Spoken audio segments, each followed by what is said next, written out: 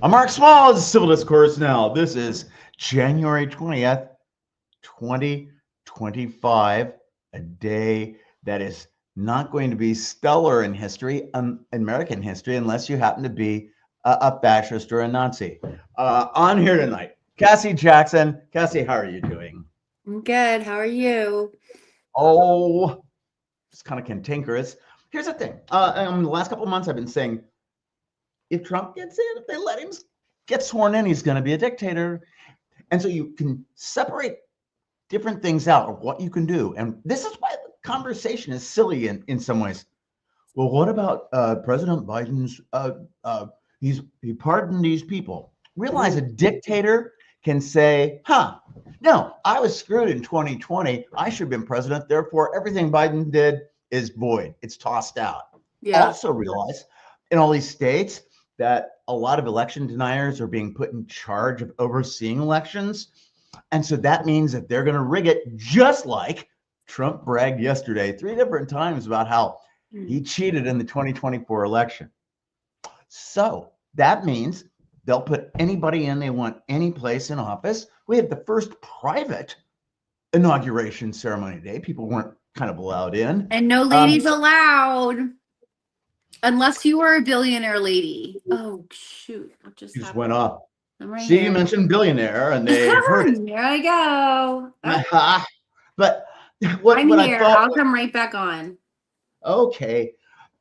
The sad part is they were talking about how it was too cold and you know Trump is such a bull of a guy out there wanting to do the elements and everything unless it just doesn't meet with his kind of like his hair being combed neatly or his comfort. And they pointed out that John F. Kennedy gave a speech, inauguration 1961, inaugural address in 20-degree weather. Now, the what I would have liked to have seen was Trump try and beat the record of William Henry Harrison. Harrison's inaugural address still stands, I think, as a record for longest. Harrison gave that address in really cold weather with some kind of rain and no hat. Oh, Mm. and he got sick, and 30 days later, he died. That was the shortest duration of a president in United States history. Also, it shows challenging the elements can be important to some people. Cassie, I'm sorry. I just been shooting off here about why it is this all screwed up. No, I was just thinking as you were talking about the pardons, though, not being applicable. That's the result. There have been so many people getting themselves all worked up over, and I don't know. I don't even remember. I know it started. I think it started with an E, like Equal Protection Act or something like that. ERA. Yeah, something getting passed. Like Biden pass it before he's.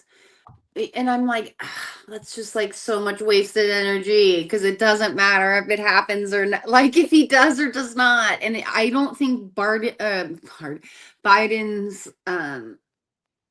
preventative pardons or whatever. I did. Did you say? Did you talk about that already? The preventative No, pardons, we were talking but like I beforehand. just like that's not going to matter either. Okay, so let's say that Trump says that 2020 election I got screwed. Anything that Biden did is void, including any pardons, but also any judicial appointments. Now, realize, of course, that when you're talking about Trump's presidency, you're also talking about the Republican Party and McConnell. Okay, so McConnell, when President Obama was in office, sat on Merrick Garland's appointment to the United States Supreme Court for 1 year, saying, well, we'll make sure the next president gets to name this justice. Okay. Well, then when Amy Barrett, they nominated her and put her in real fast before Trump was going out the door, or he should be making that appointment. There's no consistency. It's all bullshit.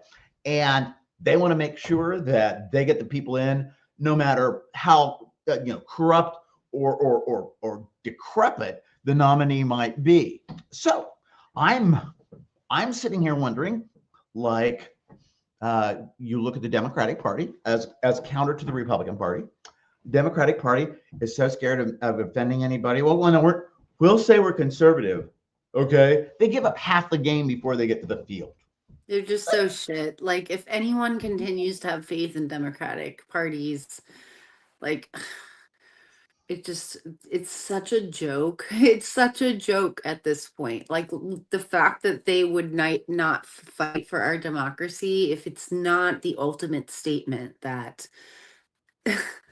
you know, the government is all the same in many ways. I don't know what else is. I've been trying to say this for a long time. You too as well, Mark. I am personally a member of the Green Party.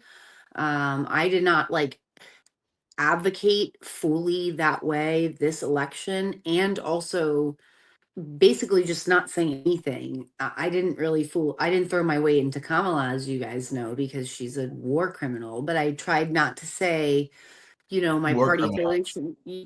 No, I said war criminal. I'm just saying I wasn't like vote Green Party, because I didn't want to I knew that people needed to get her versus Donald Trump in office, and the Green Party didn't have a chance. I'm just saying, Okay, but just so people understand, we're talking about the Green Party nationally that is concerned with the environment and everything, as opposed to the Green Party in Marion County, Indiana, which basically caters to contractors and has members of both the Democratic and Republican parties. I just want to but I am a member of the Green Party in Indiana, though. yeah, but you know my distinction on this. No, One's a who? No, is because there? Are they like all those wacko alt-right libertarian people? no, because basically both parties are doing what they can to put cash into the pockets of contractors. And so that means to green is a color of currency, money. I see what you're saying. Okay. Oh, Sorry. that's thrown up I now. was like, what are you talking? I don't know. Yeah. Well, we have holograms on bills now. So it's kind of like psychedelic in some ways. Oh, drugs must have done it. I'm just really I really don't like a lot of the things that are going on right now, but especially when you've got Elon Musk, who was born and raised in apartheid South Africa, and then does the Hitler salute. Yeah, He did that. did. There was no. It was obviously intentional. The fact, and he did it twice, and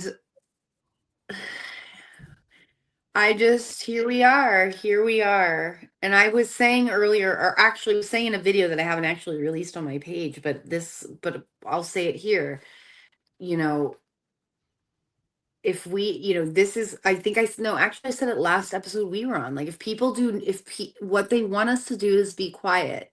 Think about where we will be in 8 years, in 4 years, 8 years, if we don't continue, if not increase, saying it out loud, using the resources we have to communicate and to collaborate, and as a collective, activate and advocate, and even if that means agitating, right, to do so.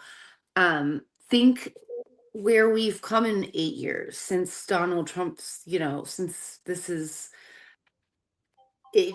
I just hope people don't use this opportunity to let their fear overcome, um, you know, I Well, don't know, I I hope mean, people have more of a spine. That's what was also saying. I just can't believe that these humans in this country, this Democratic Party, and these people that had the option and the means at this point to prevent this have not done that. I just am so disheartened to know that those are who evolutionary wise had to be a part of my time, right? Like, that couldn't be these like great leaders that saved people. yeah, but It's like, bummer, I got fucking Kamala, the fucking black female war criminal. Fuck, man, she had so much promise. yeah, but when we're sitting here talking They about got like, fucking Jesus, dude. This one's got, like, but when you're looking at what this presidency is going to do, they really deny science, and they're putting people in positions so that whatever we had as a pandemic in COVID in 2020, whatever is going to be coming up next is going to be a ton worse, and they're not going to take the blame for it. They didn't on COVID, and it would be laughable what they did, meaning the Republicans with Trump, if so many people hadn't died. But then you think about this, how scared Republican politicians are of challenging anything that goes even partly towards MAGA and against them. And it's like they're frightened. And if they're frightened of standing up and protecting people's rights, and Biden took an oath. He took an oath of office to protect, defend, and preserve the Constitution of the United States. And if he wasn't up to doing that's what that, I'm saying. There's no like, oh, Biden did a great service to us. Like, I love that people are saying that, and yeah, he's gonna do better than Trump is gonna do, you know. But like, he sucks. He sucks. He sucks. He fucked up, and that's bottom line. That's why Michelle Obama did not show up to the motherfucking inauguration, because she knows, and she is so shitty that shit. I'm just speaking for her. I don't know for sure, but that's my speculation. well, Cassie, thank you for being on tonight.